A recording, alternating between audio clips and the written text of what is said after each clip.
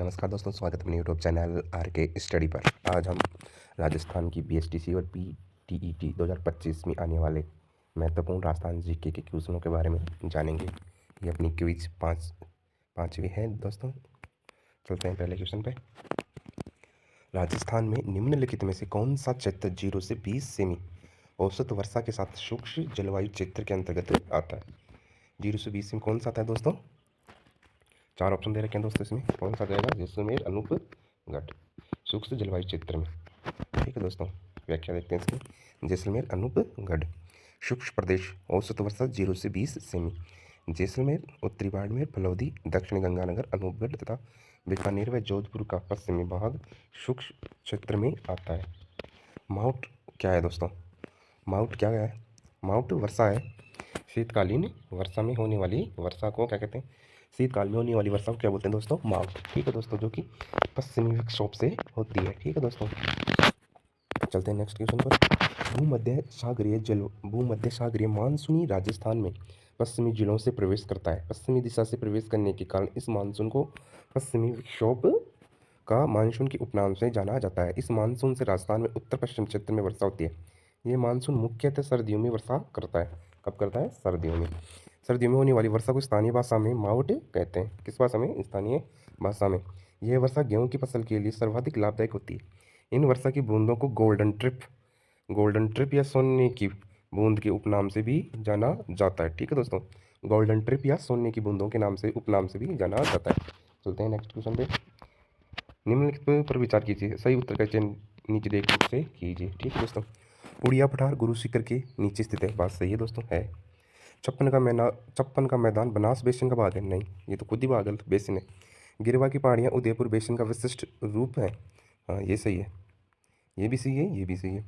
मुकुंदरा की पहाड़ियाँ कोटा और बारां जिलों के मध्य स्थित नहीं, कोटा और झालावाड़ के मध्य स्थित हैं। ठीक है दोस्तों, मुकुंदरा की पहाड़ियाँ कोटा और झालावाड़, ना कि बारां। ये गलत हो जाएगा। तो राइट आंसर क्या जाएगा दोस्तों अपना? ए और सी, 1 और 3। उड़िया पठार गुरु सीकर के नीचे स्थित है। छप्पन का मैदान राजस्थान के माही बेसिन में स्थित है। गिरवा की पहाड़ियाँ उदयपुर बेसिन का विशिष्ट भू रूप है। ठीक है दोस्तों, चलते हैं नेक्स्ट क्वेश्चन पे। राजस्थान में कौन हाथ में भाला लेकर एक योद्धा के रूप में या सांप देवता के रूप में पूजे जाते हैं? इसमें आपको चार ऑप्शन दे रखे हैं दोस्तों, आए हुए क्वेश्चन है। तो एक हाथ में भाला लेकर एम योद्धा के रूप में या सांपों के देवता। और राजस्थान के पंचवीर कौन है दोस्तों? गोगा जी। राजस्थान के 5 पीर भी हैं, जिनमें गोगा जी का नाम भी है। गोगा जी हो गया, बापू जी हो गया, रामदेव जी हो गया, हड़बू जी हो गया। ऐसे 5 पीर हैं दोस्तों गोगा जी। राजस्थान के 5 पीरों में सबसे पहला नाम गोगा जी का ही आता है। वे हिंदू तथा मुस्लिम दोनों धर्मों में समान रूप से लोकप्रिय हैं। इन्होंने सर्पों के देवता के रूप में पूजा की थी। ये एकमात्र गोगा जी महाराज जैसे हैं जिन्होंने गजनी से भी युद्ध लड़ा था। ठीक है दोस्तों, मोहम्मद गजनी के टाइम में इनसे युद्ध लड़े थे गोगा जी महाराज। पंचपीरों में है दोस्तों ये बिछियो, लालर, नोखलिया और सीकर राजस्थान के हैं।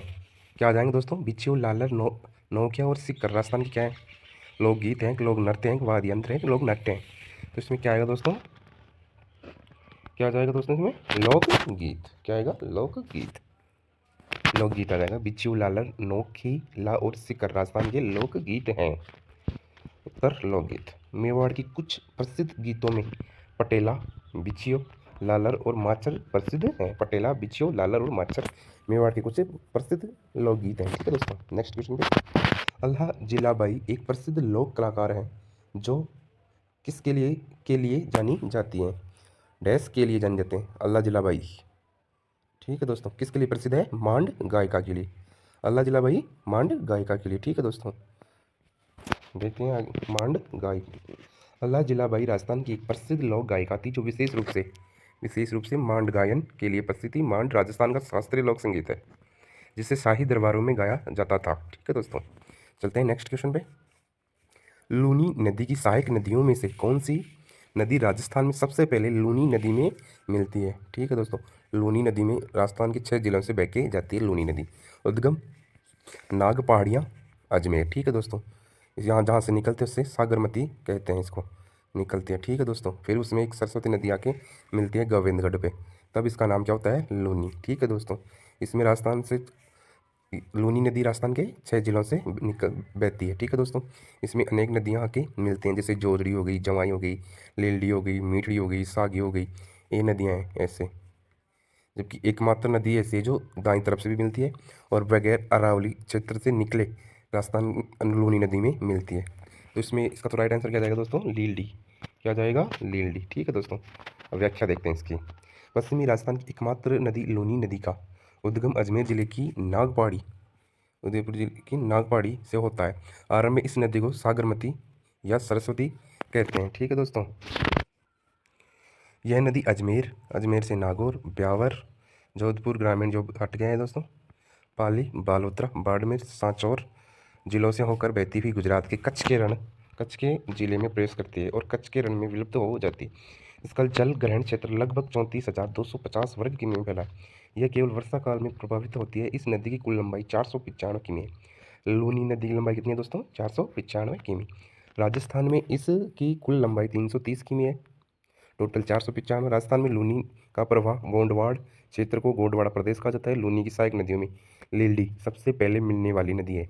कौन सी है, लीलडी सबसे पहले मिलने वाली नदी है। वहीं बांडी, सूकड़ी, मीठड़ी, जवाई, खारी, सागी पूर्व की ओर से, और एकमात्र नदी जोजड़ी जो कि पश्चिम में जोधपुर से आकर मिलती है। ठीक है, जोजड़ी नदी नागौर से निकलती है। ठीक है दोस्तों, ये हो गई आपकी लूनी नदी से संबंधित क्वेश्चन। चलते हैं नेक्स्ट क्वेश्चन पे।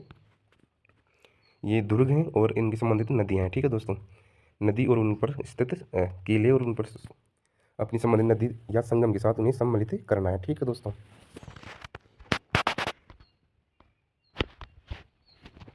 तो गोगारोन का किला किन किन नदियों के संगम पर बना हुआ है दोस्तों, आहू और काली सिंध नदी के संगम पर, ये तो सही है।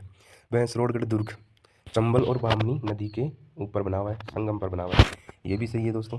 गोगारोन का किला राजस्थान का सबसे बड़ा जल दुर्ग है जो कि काली और आहू नदी के संगम पर बना हुआ है। वहीं बात करें भैंसरोडगढ़ दुर्ग जो कि राजस्थान का वल्लौर भी कहलाता है, जो चंबल व बामनी नदी के संगम पर बना हुआ है। शेरगढ़ दुर्ग परवन और कालीरवाड़ नदी के संगम पर बना हुआ है। ठीक है दोस्तों, ये भी सही है, ये भी सही है। चित्तौड़गढ़ दुर्ग, ठीक है, राजस्थान का गौरव भी कहते हैं इसे, गंभीरी और बेडच नदियों के संगम पर बना हुआ है, ये भी सही है, गंभीरी और बेडच पे। यानी कि राइट आंसर क्या जाएगा, 1 2 3 4। ठीक है दोस्तों, अब बात करते हैं इसकी व्याख्या की। नदियों के किनारे संगम पर बने हुए राजस्थान के महत्वपूर्ण दुर्ग। गोगारोन का किला आहू और काली सिंध नदी के संगम पर कहाँ है दोस्तों, ये गोगारोन का किला झालावाड़ में, जो कि यूनेस्को विश्व धरोहर में भी शामिल है। भैंसरोडगढ़ दुर्ग चंबल व बामनी नदियों के संगम पर कहाँ है, भैंसरोडगढ़ का दुर्ग चित्तौड़ में। शेरगढ़ जिसे कोशावर्धन दुर्ग भी कहते हैं, परवन नदी के किनारे है। ठीक है दोस्तों, किस नदी के किनारे है, परवन नदी के किनारे, 12 में। चित्तौड़गढ़ दुर्ग गंभीरी और बेडच नदियों के संगम के निकट है चित्तौड़गढ़ दुर्ग। ठीक है, चित्तौड़गढ़ जिले में ही है। मनोहर थाना दुर्ग परवन व कालीरवाड़ नदियों के संगम पर है, झालावाड़ में दोस्तों। गढ़ प्लेस कोटा दुर्ग चंबल नदी के किनारे। ठीक है दोस्तों, ये राजस्थान के दुर्ग हैं जो नदियों के संगम पर बने हुए हैं। चलते हैं नेक्स्ट क्वेश्चन पर। वैसे राजस्थान के 6 दुर्ग हैं जो विश्व यूनेस्को धरोहर में शामिल है। ठीक है दोस्तों, कितने हैं, 6। चलते हैं नेक्स्ट क्वेश्चन पे। निम्नलिखित में से किन 2 राज्यों में माही परियोजना एक संयुक्त परियोजना है। माही परियोजना किन किन राज्यों की है, राजस्थान और गुजरात की। कौन किसकी है, राजस्थान और गुजरात की। भागीदारी 55:45। ठीक है दोस्तों, गुजरात और राजस्थान 55:45। ठीक है दोस्तों, इसका संपूर्ण विद्युत राजस्थान ही काम में लेता है। ठीक है दोस्तों, विद्युत कौन लेता है काम में, राजस्थान। ठीक है दोस्तों, विद्युत राजस्थान। व्याख्या देखते हैं। माही नदी पर आधारित यह परियोजना राजस्थान और गुजरात के बीच जल और सिंचाई संसाधन साझा करने के लिए शुरू की गई थी। 1966 में हुए समझौते के अनुसार राजस्थान का हिस्सा 45% व गुजरात का हिस्सा 55% है, लेकिन इससे बनने वाली विद्युत 100% राजस्थान को ही प्राप्त होगी। इस परियोजना में गुजरात के पंचमहल जिले में माही नदी पर कडाना बांध का निर्माण किया गया। इसी परियोजना के अंतर्गत बांसवाड़ा के बोरखेड़ा गांव में माही बजाज सागर बांध बनाया गया। ठीक है दोस्तों, एक बांसवाड़ा में ही कागदी पिकअप बांध बनाया गया है। तो माही नदी पर कितने बांध है दोस्तों, 3। कौन कौन से हो गए, माही बजाज सागर बांध जो कि बांसवाड़ा में कागदी पिकअप बांध है, और गुजरात में कौन सा है दोस्तों, कडाना बांध। 3 बांध हो गए दोस्तों माही नदी पे। चलते हैं नेक्स्ट क्वेश्चन पे।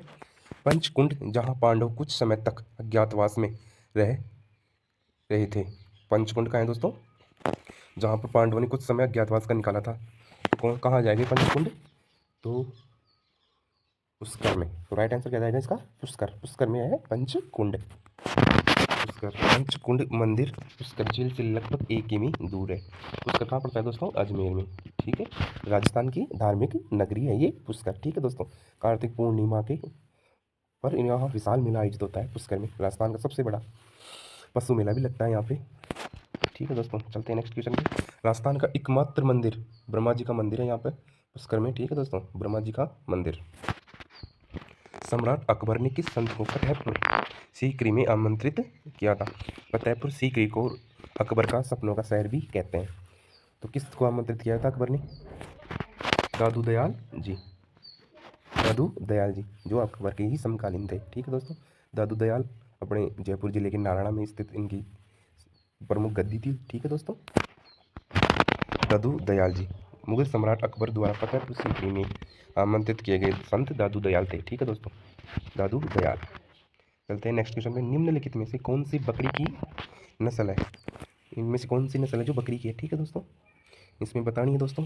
कांकरेज ये गाय की है, सिरोही, मालवी और सांचोई ये भी गाय की है दोस्तों। तो इसमें से कौन सी जाएगी? सिरोही। राइट आंसर सिरोही आ जाएगा। सिरोही। बकरी की नस्ल कौन सी है? सिरोही। बकरी की नस्ल जमनापारी, सर्वाधिक दूध देने वाली बकरी। राजस्थान की सर्वाधिक दूध देने वाली बकरी कौन सी है? जमनापारी। लोही, सर्वाधिक मांस देने वाली बकरी लोही। जखराना, सर्वाधिक दूध व मांस देने वाली सर्वश्रेष्ठ नस्ल अलवर जिले में आसपास के क्षेत्र में मिलती है। बरबरी, सुंदर बकरी, भरतपुर, सवाई माधोपुर। अन्य बकरी की नस्लों में प्रबतसरी, सिरोही व मारवाड़ी है। नस्ल हो गई कितनी बकरी की? जमनापारी, लोही, जकराना, बाबरी, परबतसरी, सिरोही व मारवाड़ी। ठीक है दोस्तों, ये बकरी की प्रमुख नस्लें हैं। खुशबूदार घास खस पाई जाती है। खुशबूदार घास खस पाई जाती है किन जिलों में? तो आपको ऑप्शन दे रखे हैं 4। कौन कौन सी जिलों में पाई जाती है दोस्तों खस घास, जिससे इत्र भी बनाई जाती है? ये राजस्थान के सवाई माधोपुर और भरतपुर में पाई जाती है। सवाई माधोपुर, भरतपुर। ठीक है दोस्तों, खुशबूदार घास खस। खस घास की जड़ों से सुगंधित तेल निकाला जाता है जो इत्र और शरबत बनाने के काम आता है। यह घास मुख्यतः भरतपुर, सवाई माधोपुर और टोंक जिलों में उत्पन्न होती है। इस घास के तनों से कूलर की टाटियाँ और कमरों को ठंडा रखने वाले पर्दे बनाए जाते हैं। ठीक है दोस्तों, सवाई माधोपुर, भरतपुर और टोंक 3 जिलों में खस घास पाई जाती है जिससे सुगंधित तेल और इत्र बनाई जाती है। Next question. चंद्रगुप्त मौर्य के दरबारी कवि कौटिल्य ने अपने ग्रंथ अर्थशास्त्र में राजपूतों के लिए किस शब्द का प्रयोग किया है? किस शब्द का प्रयोग किया है दोस्तों? आपको ऑप्शन दे रखे हैं 4, उनमें से एक बताना है आपको कौन सा है। क्या कहा था कौटिल्य ने राजपूतों को अपने ग्रंथ अर्थशास्त्र में? राजपुत्र। ठीक है दोस्तों, क्या कहा था? राजपुत्र। कौटिल्य ने अपनी पुस्तक अर्थशास्त्र, कौटिल्य की पुस्तक कौन थी दोस्तों? कौन सी थी? अर्थशास्त्र में शासन के भ्रष्टाचार के सिद्धांत और व्यवहार संबंधी मुद्दों पर चर्चा की गई है। ठीक है दोस्तों, चलते हैं नेक्स्ट क्वेश्चन पे। नैन चंदसूरी द्वारा रचित ग्रंथ हमीर महाकाव्य में राजपूतों की उत्पत्ति बताई गई है। ठीक है दोस्तों, आप क्वेश्चन दे रखे हैं, इनमें से एक बताना है आपको कौन सा आ जाएगा राइट आंसर। नैनचंद सूरी द्वारा रचित ग्रंथ हमीर महाकाव्य में राजपूतों की उत्पत्ति बताई गई है। तो कौन किससे बताई गई है? चंद्र से बताई गई है, सूर्य से, क्या अग्नि से, या ब्राह्मणों से? किससे आ जाएगी? सूर्य से। सूर्य से बताई। नैनचंद सूरी ने राजपूतों की उत्पत्ति किससे बताई? सूर्य से, सूर्यवंशी। ठीक है दोस्तों, सूर्य से। जयनायक रचित पृथ्वीराज विजय एवं जयचंद्र सूरी द्वारा रचित हमीर महाकाव्य ग्रंथ में इन्हें सूर्यवंशी माना है। जयनायक और नैनचंद्र सूरी द्वारा अपने ग्रंथों में राजपूतों को सूर्यवंशी कहा है। ठीक है दोस्तों, तुलसी नामक आभूषण महिलाओं द्वारा डैश किस पहना जाता है? तुलसी नामक आभूषण महिला कहाँ पहनती है दोस्तों? ये बताना है आपको। पैर में, कान में, गला में या हाथ में? तो इसका राइट आंसर क्या आएगा दोस्तों? क्या जाएगा? गला। क्या आएगा? गला। गले में पहनी जाती है तुलसी नामक आभूषण। व्याख्या देखते हैं, गला। ठीक है दोस्तों, क्या जाएगा? गला।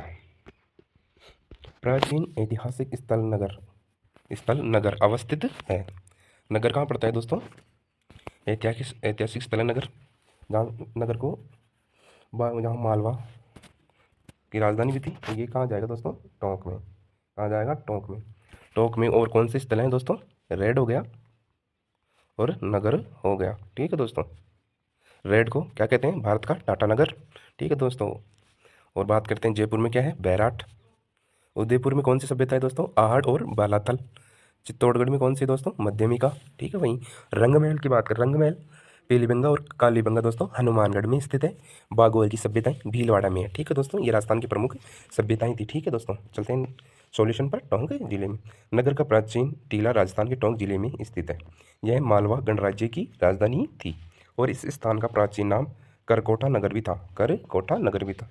राजस्थान की प्रमुख सभ्यताएं कौन कौन सी हो गई? बैराट हो गया, आहड़ हो गई, ठीक है दोस्तों, कालीबंगा हो गई, पीलीबंगा हो गई, रंगमहल हो गया, बागोर की सभ्यताएं हो गई, औजियाना हो गया, बालाथल हो गया। ये राजस्थान की प्रमुख सभ्यताएं हैं। ठीक है दोस्तों, चलते हैं नेक्स्ट क्वेश्चन पे। पुरातात्विक स्थल ग्लुंड संबंधित है। ग्लुंड कहाँ स्थित है दोस्तों? राजसमंद में। कहाँ है? राजसमंद में। ठीक है दोस्तों, राजसमंद में। तो किससे संबंधित है? ताम्र पाषाणिक संस्कृति से। क्या जाएगा फर्स्ट आंसर? ताम्र पाषाणिक संस्कृति से है ग्लुंड संबंधित, जो कि राजसमंद में है। ताम्र पाषाणिक संस्कृति से गिलुंड राजसमंद जिले में स्थित है। एक गांव और पुरातात्विक स्थल है। यह आहड़ बनास ताम्र पाषाण संस्कृति का ही हिस्सा है। ठीक है दोस्तों, आहड़ कहाँ है? उदयपुर में। ठीक है दोस्तों, वहीं बात करें गणेश्वर की, जो कि सिक्कर में स्थित है। गणेश्वर सभ्यता सिक्कर में है। ठीक है दोस्तों, चलते हैं नेक्स्ट क्वेश्चन पे।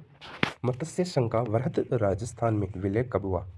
मत्स्य संघ वृहद राजस्थान में विलय कब हुआ? राजस्थान के प्रथम चरण में मत्स्य संघ का निर्माण किया गया था। ठीक है दोस्तों, 18-19 मार्च 1948 को। ठीक है, जिसमें 4 जिले थे, अलवर, भरतपुर, धौलपुर और करौली। ठीक है दोस्तों, 4 जिले थे। ये बात कर रहे हैं मत्स्य संघ का, जो कि वृहद राजस्थान में कब मिली थी? ठीक है, तो कब मिली थी दोस्तों? 15 मई 1949 को। एक समिति बनाई गई थी दोस्तों। कौन सी समिति? समिति के तहत ही मत्स्य संघ को वृहद राजस्थान में मिलाया गया था। ठीक है दोस्तों, 15 मई 1949 मत्स्य संघ को वृहद राजस्थान में मिलाया गया।